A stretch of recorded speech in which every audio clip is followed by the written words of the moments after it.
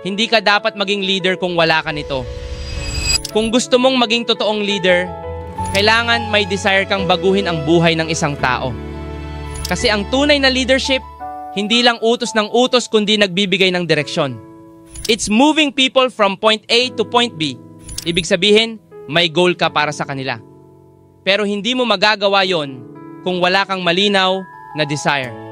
Ang willingness na makita silang magbago, ang desire na makitang umaangat ang buhay nila, yan ang puso ng totoong leadership. Kaya hindi lahat qualified maging leader. Kasi hindi lahat may puso para baguhin ang buhay ng iba. Yung iba, napilitan lang. Yung iba, ni hindi alam kung bakit sila leader.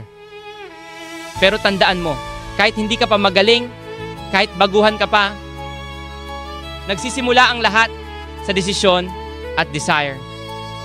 Kailangan obsessed ka sa pagbabago para sa sarili mo at para sa mga tao mo. Kasi kahit gaano ka kagaling, kung wala kang desire na mag-transform ng buhay, kung wala kang pusong mag-serve, baka hindi para sa iyo ang leadership. Dahil ang totoong leader, hindi lang magaling, kundi may malasakit, may direksyon, at may puso.